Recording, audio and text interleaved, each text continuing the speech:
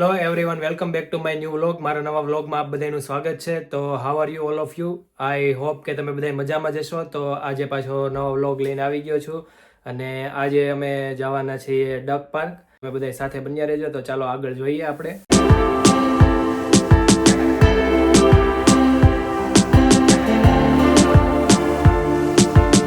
તો ભાઈ ફાઇનલી આપણે પહોંચી ગયા છીએ ડક ગાર્ડન.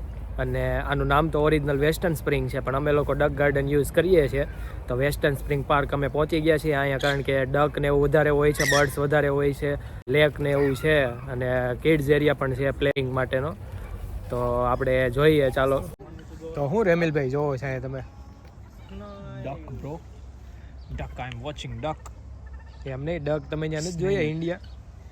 જોયા પણ આ વિલાય એમને આ વસ્તુ શું છે રેમિલભાઈ, તમને ખબર છે? સ્નેલ. આ પણ લાગે છે તો સ્નેક જેવું, સાપ જેવું. પણ એ સ્નેલ સ્નેલ આપણે તમે અહીંયા ઇન્ડિયા જોઈશ કોઈ દિવસ? જોઈ છે ને, ક્યાં જોઈ છે? નખી લેકમાં, આબુ અંબાજી આબુ જા ને, નખી લેકમાં સ્નેલ બહુ છે.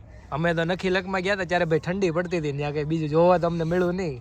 બીજી સિઝનમાં જાઓ એટલે તમને જોવા મળશે આવી. અમે વિન્ટરમાં ગયા હતા, નકરી ઠંડી હોય, જેટલી વખત ગયા એટલી વખત. એ ક્યારે આઈસથી જામી ગયું હોય, પણ હવે આમાં કેવું છે, હવે તમે કહો છો સ્નેલ જોઈ છે, તમારે માનવું પડશે. બાકી અમે કોઈ દી ઇન્ડિયામાં નથી જોઈ, અહીંયા આવીને પહેલી વાર સ્નેલ જોઈ. સ્નેલ તમારા ગામમાં હોય તો ભલે. અમારા ગામમાં નથી સ્નેલ. અમારા ગામમાં નથી. નકર તમારા ગામમાં આવા અજીબ અજીબ જાનવર હોય શકે. ભાઈ અમારે લીંબાળામાં બહુ સાફ છે, ક્લીન છે, ક્લીન વિલેજ છે. તમે જોવો અને અમારે જામનગરમાં તો ભાઈ સાપ જોવા મળે, સ્નેલ તો તમને ન જોવા મળે. તો ચાલો ભાઈ અહીંથી આપણે આગળ જઈએ અને જોઈએ આગળ કઈ રીતનું છે. આ રીતનું વોકિંગ એરિયા છે અને બધા એન્જોય કરવા આવતા હોય વીકેન્ડમાં, કે તમે જોવો એમ કે બધા ફૂડ ને એવું લઈને આવે અને સાથે બધા ગેટ ટુગેધર જેવું કરે, ફ્રેન્ડ્સ ફેમિલી મેમ્બર ને એવું હોય. કારણ કે અહીંયા યુઝ્યુઅલી વીકેન્ડમાં જ જાવ અને વેધર સારું હોય ત્યારે આ ઓલમોસ્ટ ફૂલ જેવું હોય. અહીંયા છે ભાઈ રેમિલભાઈ જાય છે આગળ, કારણ કે રેમિલભાઈને પડાવવા છે ફોટા. અને એ મને એમ કહે છે કે ભાઈ તું મને ફોટા પડી દે ગમે એમ કરીને. એટલે એ ભાઈ ગોતે છે લોકેશન, એટલે એ ભાઈ આગળ દોડ્યા જાય છે. તો રેમિલભાઈ ઊભા તો રહ્યો, તમે ક્યાં જાઓ છો?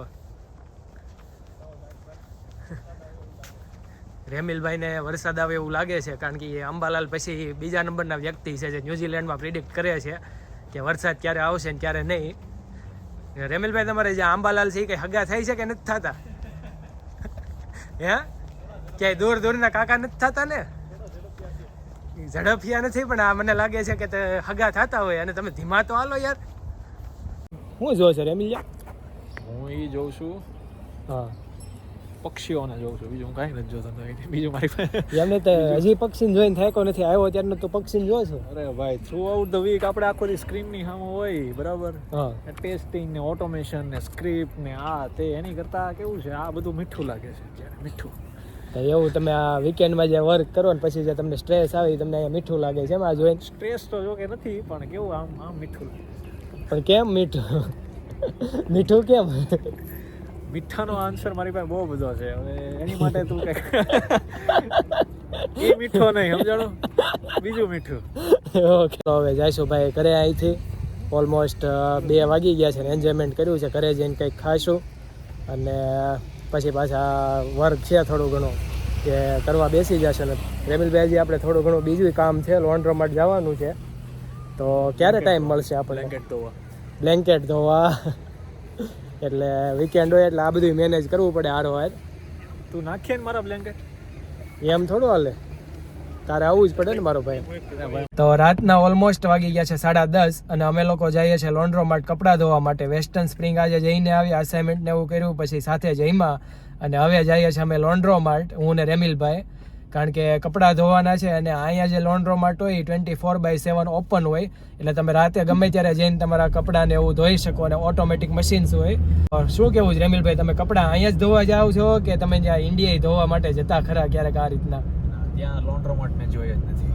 લોન્ડ્રોમાર્ટ ભાઈ તમે જોયું જ નથી સુરતની અંદર? જોઈ જ નથી લોન્ડ્રોમાર્ટ. લોન્ડ્રી વાળા જોયા છે પણ લોન્ડ્રોમાર્ટ નથી જોઈ. એટલે તો ન્યુઝીલેન્ડમાં આવીને જ અમારો બેનો એક્સપિરિયન્સ છે કપડાં ધોવાનો તો નહીં. અને અહીંયા વરસાદ હોય એટલે અમારે ધોવા જવું પડે, બાકી તો વોશિંગ મશીન ઘરે છે, પણ વરસાદના કારણે સુકાય નહીં એના માટે. એટલે ત્યાં ડ્રાયર પણ હોય એટલે કપડાં સાથે સુકાઈને એકદમ ઘડી મારીને લેતા આવીએ. અમિલભાઈ તમારે આ 2 બોક્સ કપડાં કેમ થાય છે મને એ નથી સમજાતો. દર અઠવાડિયે તમે 2 બોક્સ લઈને જાઓ છો કપડાં ધોવા માટે. મારે તો યુઝ્યુઅલી 7 જોડી ના ભાઈ, અને તમારે ભાઈ 14 જોડી થાય એનું રીઝન મને નથી સમજાતું. તમને ખબર તો છે કે કેમ મારે 2 જોડી થાય, બે બોક્સ થઈ જાય છે.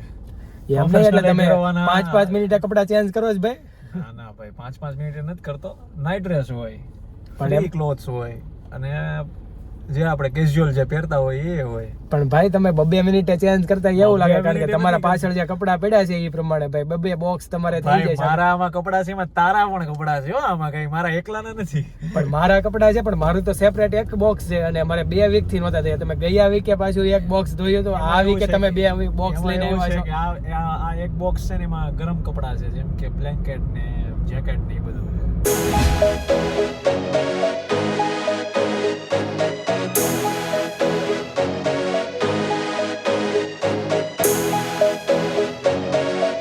ભાઈ કપડાં ધોઈ ગયા છે ને ઓલમોસ્ટ રાતના 1 વાગી ગયા છે, અને હવે થઈ ગયો છે હોવાનો ટાઈમ, બરોબર ને રેમિલભાઈ? અને કપડાં ધોયા એમાં ભાઈ રેમિલનો ડબ્બો તોડીને બ્લેન્કેટ બહાર નીકળી ગયા છે. તમારે જોવો હોય તો પાછળ અહીંયા તમને દેખાડું કે આ જે આ પાછળ તમને દેખાય છે આ બ્લેન્કેટ ને જે આ આખો ડબ્બો તોડીને એ બહાર નીકળી ગયું છે રેમિલભાઈનું. અને એટલા કપડાં ભાઈ આજ ધોયા છે. ઓલમોસ્ટ મારી 2 થી 2.5 કલાક ભાંગી નાખી છે ત્યાં મશીન ચાલુ કરીને.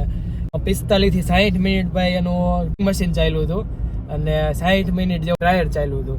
એટલે ઓલમોસ્ટ ભાઈ 2 કલાક લીધી છે કપડાં ધોવામાં. કપડા ગરમ તો કરવા પડે ને. કપડાં ગરમ થઈ ગયા છે, અને હવે ભાઈ કાલે પાછા સકેલશું એને, બરોબર ને ભાઈ? ના ના અત્યારે ધમકેલી નાખવાનું તો ભાઈ તમે હકેલજો ભાઈ, આપણી કેપેસિટી પતી ગઈ છે ને આપણે થાય છે હોવાનું, અને કાલે લેટ લગી સુવાનું છે કાલે, કારણ કે આપણે ઓફ ડે છે, સન્ડે છે, અને આપણે એવો પ્લાનિંગ છે. તો તમારો શું પ્લાનિંગ છે રેમિલભાઈ? એઝ યુઝ્યુઅલ કે મંડે મારે પ્રેઝન્ટેશન હોય એટલે મારે તૈયારી કરવાની. પણ એ તો સુવાનો શું પ્લાનિંગ છે? તૈયારી તો કાલે તમે કરવાના છો કે વહેલા ઉઠીને તૈયારી કરવાના છો? કોઈ દી વહેલા તો કેવું છે કે જ્યારે જોબે જવાનું હોય ત્યારે ઉઠવાનું હોય, ત્યાં લગી તો થોડું હોય, જ્યારે તો જે એઝ યુઝ્યુઅલ હાલતું હોય. તો કાંઈ નહીં, કાલે પૂરા માપે આપણે સન્ડે એન્જોય કરવાનો છે અને સુવાનું છે. તો એટલે વ્લોગને આપણે કરશું અહીંયા એન્ડ. અને એ પહેલા રેમિલભાઈ આપણે કહી દઈએ કે ભાઈ તમે લાઈક કરો, સબસ્ક્રાઇબ કરો અને શેર કરો, અને જેમ બને એમ કોમેન્ટ કરો, જેથી અમે પણ મોટિવેટ થઈએ. અને બધાને કોમેન્ટમાં રેમિલભાઈ આન્સર આપશે પર્સનલી આવીને, બરોબર ને રેમિલભાઈ? અરે બરોબર, આવા જોઈએ, ખાલી ક્વેશ્ચન કરવા જોઈએ એટલે રેમિલ આવે ત્યાં ઓનલાઈન થાય. તો ટાઈમ કાઢીને ઓનલાઈન થાવ. તો કાંઈ નહીં ભાઈ, બાય, ગુડ નાઇટ એવરીવન. અને વ્લોગને આપણે અહીંયા જ એન્ડ કરશું. તો મળીએ નવા વ્લોગમાં, બાય.